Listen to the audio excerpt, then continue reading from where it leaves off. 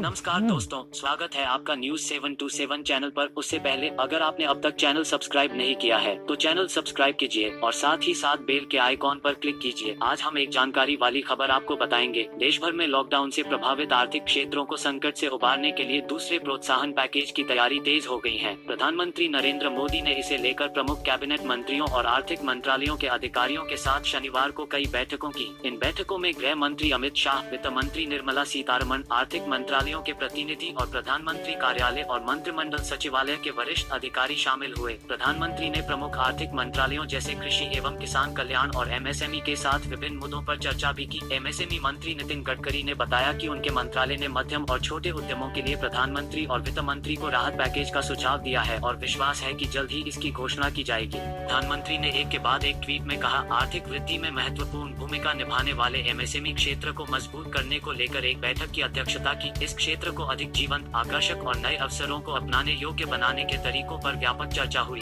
कृषि क्षेत्र के संबंध में एक अन्य बैठक में कृषि मार्केटिंग में विभिन्न सुधारों, विपणन योग्य अधिशेष का प्रबंधन, किसानों तक संस्थागत कर्ज की उपलब्धता और कानून के उचित समर्थन सहित कृषि क्षेत्र को विभिन्न पाबंदियों से मुक्त करने पर चर्चा की गई। एक आधिकारिक बयान में कहा गया कि इस चर्चा में कृषि विकास में तेजी लाने के संदर्भ में मौजूदा मार्केटिंग व्यवस्था में महत्वपूर्ण हस्तक्षेप करने और उचित सुधार लाने पर विशेष रूप से गौर किया गया। बयान के अनुसार बैठक के दौरान कृषि संबंधी बुनियादी ढांचे को मजबूती प्रदान करने के लिए रियायती ऋण, पीएम किसान लाभार्थियों के लिए विशेष किसान क्रेडिट कार्ड मुहिम और किसानों की उचित आमदनी सुनिश्चित करने के लिए कृषि उपज के राज्य के भीतर व एक राज्य से दूसरे राज्य में व्यापार को सुगम बनाने जैसे कुछ महत्वपूर्ण मामलों पर चर्चा की गई। बैठक में ई कॉमर्स को सक्षम बनाने के लिए इनाम को विभिन्न मंचों के मंच के रूप में विकसित करने पर भी चर्चा हुई। बयान में कहा गया कि देश भर में कुछ ऐसे एक समान वैधानिक ढांचे की संभावनाओं पर भी चर्चा की गई जिससे खेती के लिए ऐसे नए तौर तरीके सुगम बनाए जा सके जो कृषि अर्थव्यवस्था में पूंजी व प्रौद्योगिकी को शामिल कर सके। बाद में वित्त मंत्रालय ने प्रधानमंत्री मोदी के समक्ष अर्थव्यवस्था की स्थिति और इसे संभालने के लिए मंत्रालय की ओर से विचार किए जा रहे आगे के संभावित कदमों को लेकर एक विस्तृत प्रस्तुति भी दी।